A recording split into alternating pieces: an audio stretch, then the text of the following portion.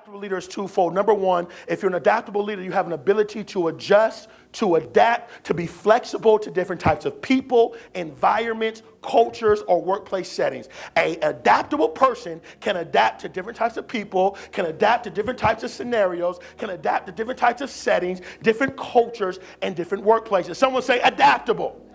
The other aspect of adaptable is you have the ability to adjust, to cope, and to adapt to challenges that you'll face. You know how to change up. You know how to evaluate and make some adjustments. You know how if the front door is closed, I'm going to go the back way. Someone say adapt.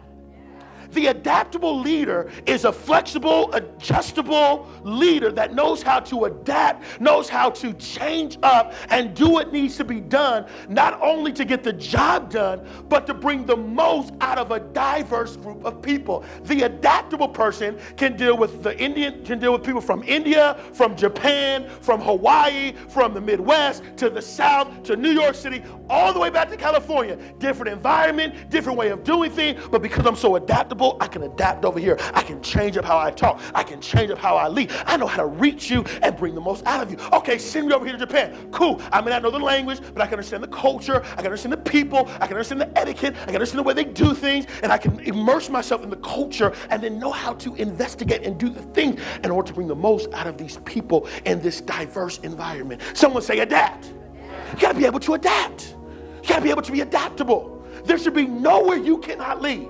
There should be no problem that's a culture shock to you because you're an adaptable leader. Wow, that was good. There should be nowhere that's a culture shock to you because you're an adaptable leader. Say adaptable leader. Now, why is this important? Well, number one, it's important because number one, 85% of conflict is because of personality differences. So the leader adapts personality. Number two, 85% of the new workforce is women, immigrants, or minorities. Women, immigrants, or minorities. Number three, for the first time in American history, you're going to learn this later, you have now entering 5 different generations in the workplace. I'll keep on going, by the way. Another change that is happening is becoming more global.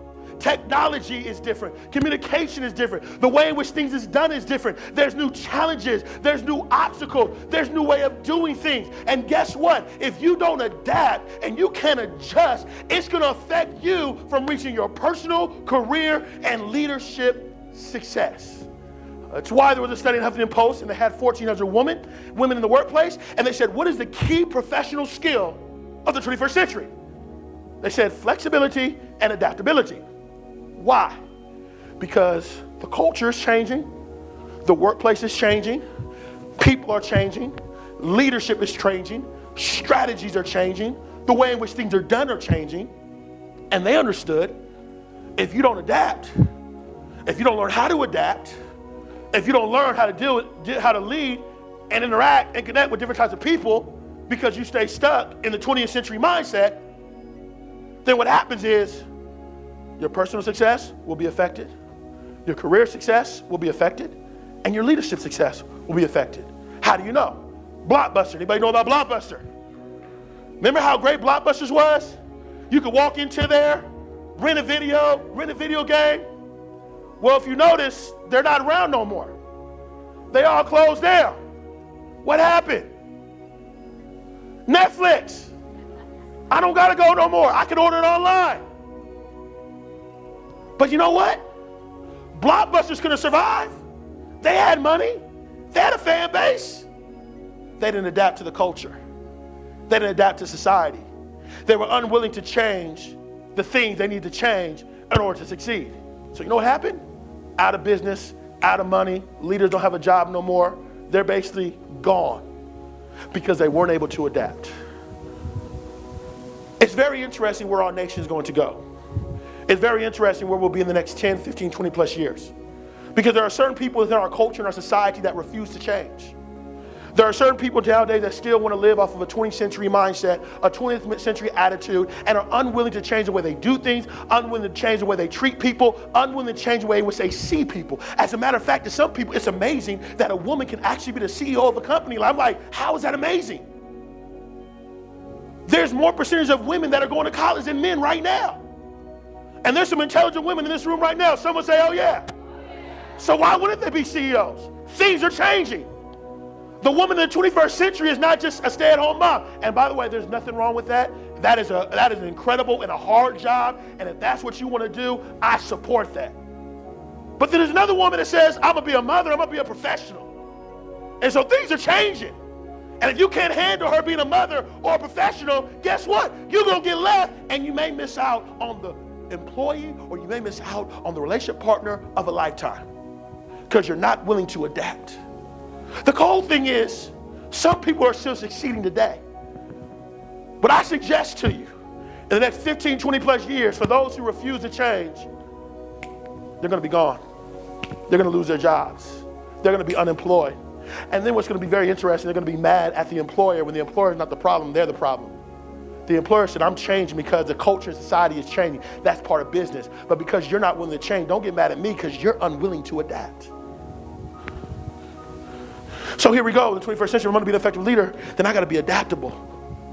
Because if I'm adaptable, I can go anywhere. You know what? If you're adaptable, you'll never be unemployed. Because you can adapt. You're so multifaceted, so diverse. I mean, hey, they say your generation may have up to like 15 to 37 jobs. It's okay. I can do one job one day. I can do another job another day. Hey, send me to a third world country. Cool. I'll succeed there as well because I can adapt and adjust. Watch this. And my values are so secure that I know what to do in order to succeed in any environment. Oh, I gotta go. I only got like 3 minutes, but I want to say this real quick. This is a PowerPoint. Someone say a PowerPoint. The right values will succeed in any environment. Whoo! The right values will succeed in any environment. That's just truth that I know. But there's actually a book by Jim Collins calling, I believe is Building a Legacy Organization, some of that magnitude. And I read through the book because I want to see how did he create this long-lasting company. And what he talks about in the book, he said the key is not the product, the key is not the strategy, the key is the value system. They had the right values that can succeed over time. Oh, this is powerful, man.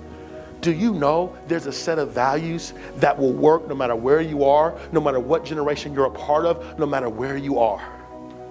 It's just you have to adapt to the people, but you stay grounded in the right values. Success will happen anywhere. Oh, that's good. I've never said it in my life, so y'all should really just clap for that real quick because I was just fresh. This is the adaptable leader. So in essence, the thing that I got to learn, and if I'm going to have career success, if I'm going to have personal success, if I'm going to have leadership success, watch this, then what I need to do is, number one, I need to study people.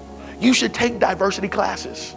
You should take social justice classes. You should go to different cultures. You should learn professional etiquette. You should understand the language of your career or area you wish to go. You should really be studying that. Don't veer from that, study that.